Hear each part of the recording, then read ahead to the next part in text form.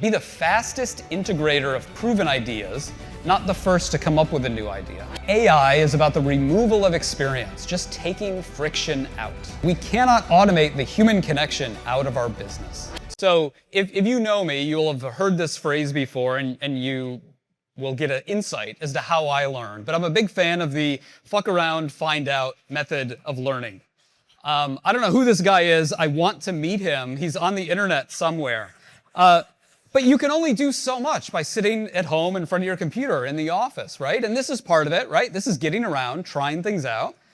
This also resonates with the message you may be hearing today. Just start building, right? Go further. We're all in this together. We're explorers. Just start. And that's where I start with a lot of my research. There's a picture of my daughter, Allie. A couple of years ago, I grabbed her and I said, Allie, come on in the car. We're going to drive around town. We're going to try to find the for sale sign with the most phone numbers on it. And I know the folks there. I know the CEO over there. So I texted her. I've got some good news and bad news for you. But that's it. Like, you're never going to figure that out sitting at home. It's very easy to just kind of read news articles and listen to podcasts, but just getting out in the community and understanding what's happening in the real world is important. So, context. What's going on in the world we live in? I love the word context. This is my license plate, context, by the way. Yeah, I got my registration renewed. I know, this is an old photo. Settle down. But that's what I want to talk about, because everything happening right now, there's so much going on. And you may have heard me say this before, but it simultaneously feels like everything is changing and nothing is changing. Neither one of those is true. There's some fundamentals that are yet to change and may never change, but there's a lot of other stuff that is changing. So what's not changing? Or what's kind of the foundation we're looking at here? People are still buying and selling homes. That hasn't changed. The numbers are lower than they have been historically, but it's not catastrophic. It's not the end of the world. It's not going off a cliff. Conversely, it's also not rising. We're still in the doldrums here, all right? But there's still 4 million transactions a year, 8 million families buying or selling. That's still quite a bit, and that commission pool generated from that is measured in billions of dollars, 75, 85, 90 billion dollars. What else is happening? When people transact, they are still using a real estate agent. This is looking at 40 years of data. And last year in 25, 91% of people, when they were selling a home, decided to use a real estate agent. Now, imagine this, and that's at an all-time high. Imagine this chart. Imagine if we plotted the billions of dollars of venture capital invested in the space, the rise of real estate portals, disruptors, iBuyers, all of that, and AI right at the end. Nothing's changed. So there's these fundamentals, and when I say, everything's changing, nothing is changing, this is some of the stuff. Nothing is changing. Here's another thing that isn't changing. Real estate agents are really bad at calling people back. This is results from some secret shopping I did a couple of years ago. 50% of online leads get no response. This was not me doing this. I hired a firm to go out, did about 100 online secret shops all over the country. And that's it. At the end of the day, you still got to pick up the phone and call somebody, and it's still not happening. So yes, people are using agents. Yes, agents are still really bad at calling people back. Now, we're also in an industry, we're in a world where there's been a wholesale changing of the guard in terms of at the brokerage level. So since 2018, $441 billion of sales volume growth, not total, but growth, has come from these top 4 firms, Compass, eXp, Real, and Side, many of whom are represented in the room today, that basically did not exist or barely registered in 2018. They came out of nowhere and exploded on the scene. That's where all the growth is compared to the industry, the biggest industry incumbents at the time, Anywhere, Home Services of America. Hardly any growth. If you look, that's sales volume. If you look at it in transaction volume, transaction count, same thing. The growth, eXp, Compass, Real, over 600,000 transactions in 2025 compared to 2018. Again, for companies that barely existed back then, compared to Anywhere and Home Services, the incumbents, much less. So if you look at this data another way, over the past, 8, 9, 10 years, really a changing of the guard in terms of the brokerage leaders, going from a spot where, these new disruptors barely registered. Imagine if you were on the strategy team for one of these big incumbents back then. You're like, I don't know, I'm worried. I think we might get our lunch eaten by these new companies. You'd probably get laughed out of the boardroom. But look what happened. Just incredible growth. And this stops at 2025. This does not include Compass's acquisition of Anywhere or Real's pending acquisition of Remax. Things are changing. Things are moving very fast. Now, we also live in a world where exclusive inventory has become this new battleground, right? Led by Compass over the past 2 years. And we're not going to get into a moral debate about if that's good or bad. It is, right? Anybody who's busy talking about whether it's good or bad is kind of missing the boat. And it's here, and it's moved on. Like, there is exclusive inventory. And we live in a world where the top portal, Zillow, said, no, we do not want exclusive inventory at all. And this ended up in a court battle, which I attended, and it was awesome. But there's lines in the sand. The world is changing. Now, out of this, I don't really care about exclusive inventory that much anymore, but the most meaningful thing, the most meaningful change out of that I think a lot of folks are missing is that, like, look at this is for the Zillow launching their preview, their private listing thing. Look what I underlined. They're offering leads and financial incentives to listing agents. For the first time ever, that power dynamic between portal and agent has changed. For decades, portals kind of gobbled up this inventory, did whatever they want with it, sold it. There was a value exchange there, but they would never in a million years pay somebody for those listings. Why would they? But now, things have changed. Zillow and Redfin are offering really clear financial incentives to brokers and agents for access to their listings. Not exclusive access necessarily, but early access. It is a thing of value. Things are changing. We also live in a world where you can spend billions of dollars trying to start a new real estate portal and have it kind of effectively go nowhere. We live in a world where the number 1, number 2, number 3 ranking of those real estate portals has effectively stayed the same for over a decade.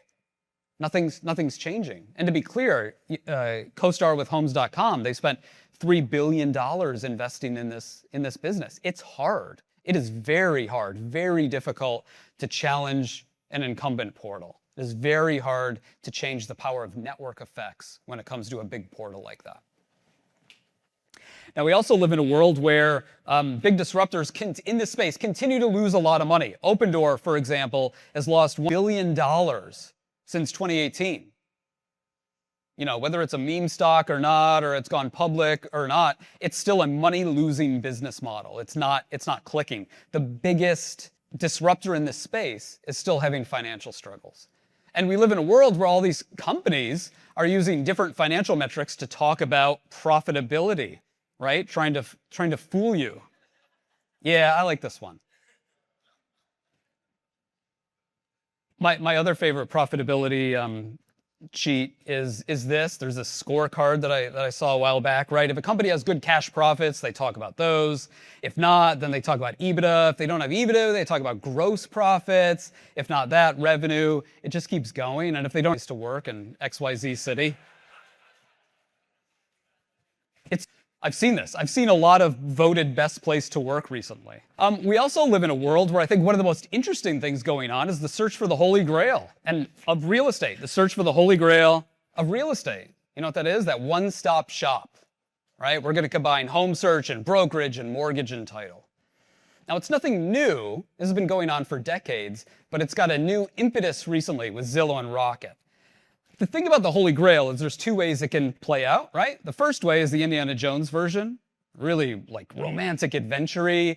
And then the other way is the Monty Python version, where I think they got attacked by rabbits at the end, and they died, right? All the big companies, Zillow and Redfin, want you to believe it's this. But the reality over the past 2 decades, since I've been tracking this, has been more the Monty Python. It's a great way to lose a lot of money. But we live in a world where these companies are not only bundling the services together, but led by Rocket, they're offering this bundle and save.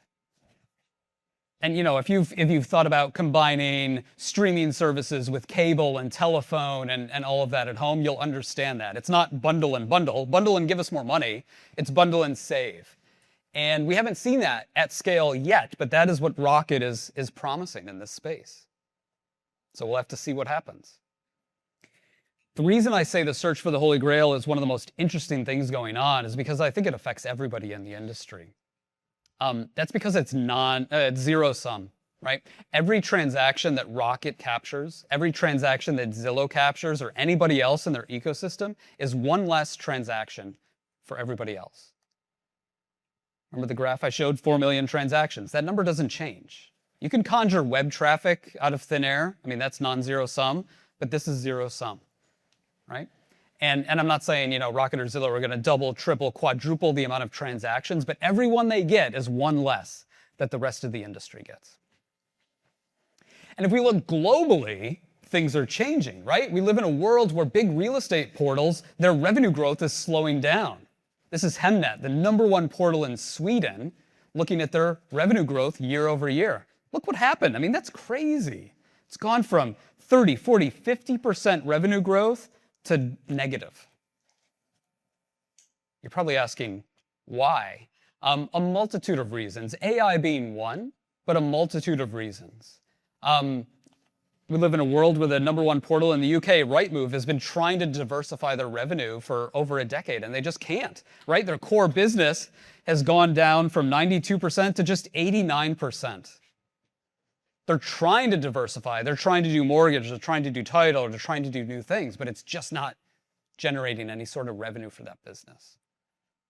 And the international portals are getting hit really, really hard from a stock perspective over the past year, down anywhere from 40 to 60%.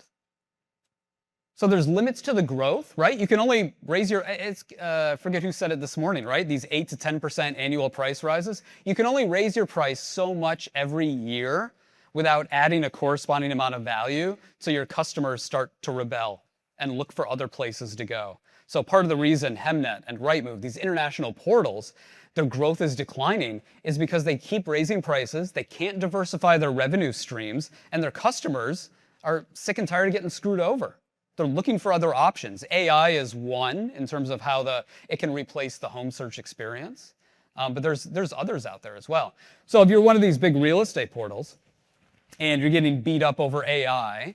And what I mean by that is there's a lot of analysts out there that are thinking, oh, if we have, if I can use Claude to search for homes, I don't need to go to a real estate portal, right? I'm just going to chat with ChatGPT, find me homes in this area. I'm not going to go to Zillow or Realtor. So what do you do if you're one of those portals? Well, you put out a slide like this where you cannot stop talking about AI. I love this. This is from Rightmove's investor deck. It mentions AI 10 times. There's 4 sparkles, 1 agentic, and 1 co-pilot. It's almost like this guy got a, hey, it looks like you're putting together an investor deck. Do you want some help making that look like AI? Which is fine. Like, we're here. We have a conference about AI, right? I get the irony about making fun of somebody talking about AI when that is what we're doing here today.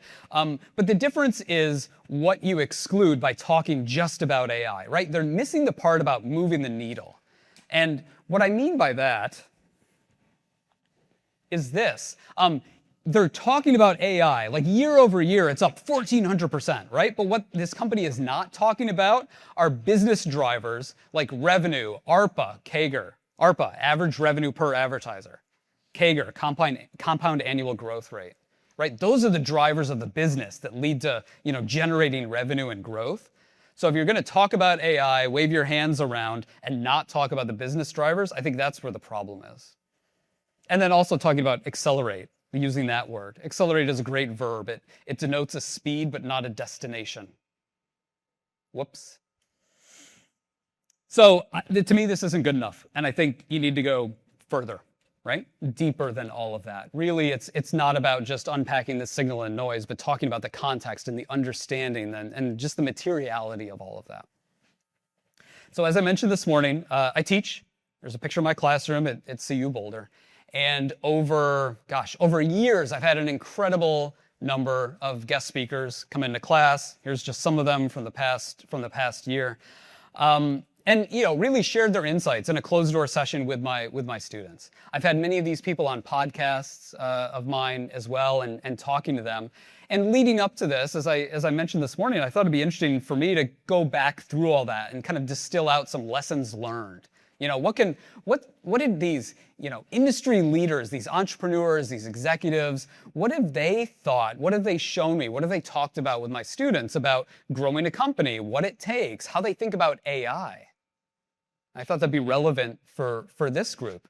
I've got a couple quotes that I pulled out at Compass. I like this one. Be the fastest integrator of proven ideas, not the first to come up with a new idea. I thought that was pretty good. And if you think about Compass, that's where they sit, right? They're not coming up with new stuff. They're just doing it really, really well. So my hope is for you today, you're not going to leave with like a new idea, but you can listen and get inspired by what people are talking about. Take that and craft it for something that works for you. Here's another one from Harry Krishnan out in Property Guru in Southeast Asia. The only way to deal with existential threats is to lean into it. If you are scared about AI and you think it threatens your business, I'm glad you're here. You want to start building. You want to talk to other builders. You want to do something about it. That's much better than putting your head in the sand, pretending it doesn't exist, or say, 91% of people use agents, that'll never change. Something might change. We don't know. Nobody can tell you with surety that something will not change, but you got to lead into it. Here's one from Varun over at Rocket. AI is about the removal of experience, just taking friction out. I like this one. Varun used to work at Intuit, which is the QuickBooks owner. Whenever I have a problem with QuickBooks, I let Varun know about it. I don't know what I'm expecting him to do, nothing. But that's the opposite of friction. You can add friction to a process. You can make people go through 3, 4, 5, 6 steps to do something they want to do, or you can get out of their way. Just get out of their way. Get on with it, right?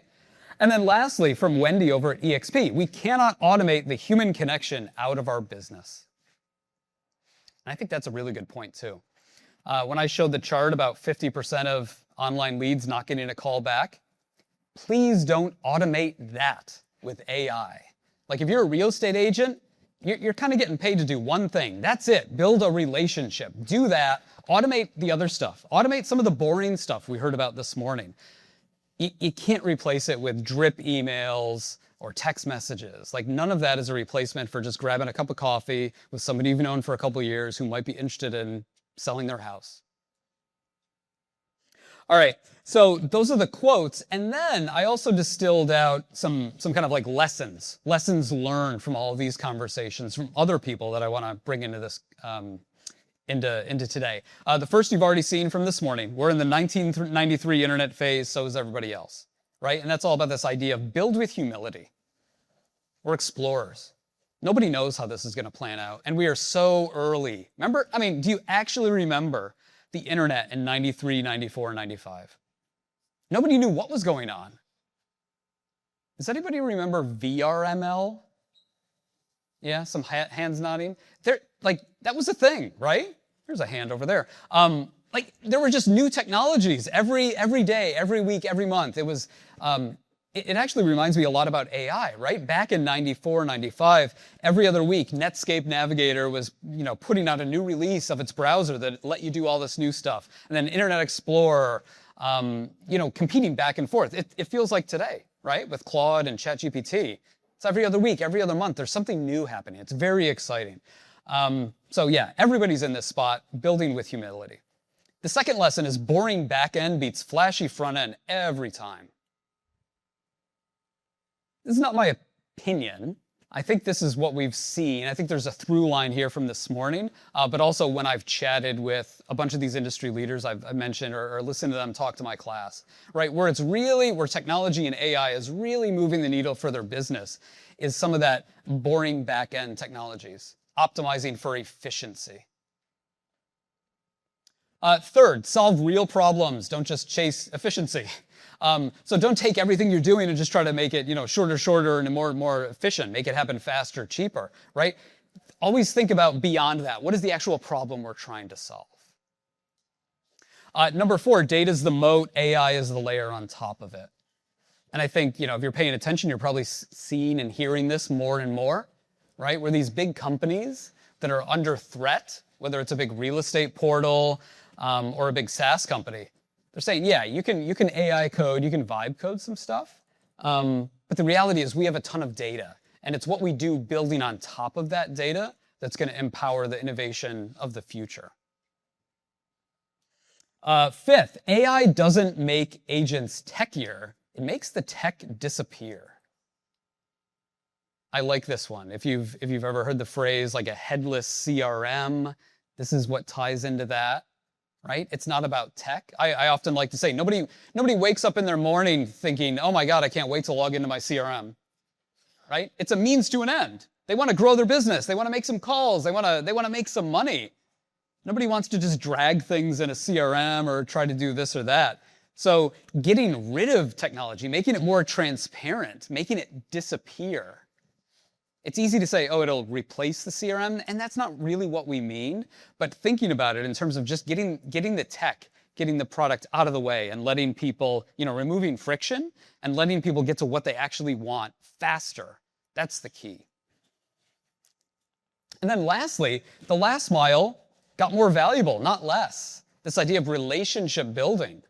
There's a reason I wanted to do a conference in person. There's a reason I've said to people, we're not recording it, we're not streaming it, you can't join via Zoom. It's because I believe in the power of getting people together, big groups, small groups, all of that. There's no replacing that. So that's the last mile in my world. And if you're a real estate agent, the last mile is picking up the phone, calling somebody, going to grab coffee, doing something in that space, right? So, to wrap all of that up, to sum it up, this is, I don't know how helpful this is, but, A, everything is changing. B, nothing is changing. And especially in this time, you got to stay really informed about what's going on, right? Everything's changing, nothing's changing. Stay informed. And last but not, Clippy, come on. I got it. It's go further, right? Explore. Just see what else is out there. And get inspired by new ideas. And I think that's why everybody's here. So context is one thing, but just trying and experimenting and being that, modern day explorer in the world of AI, that's kind of where we are and where we're going.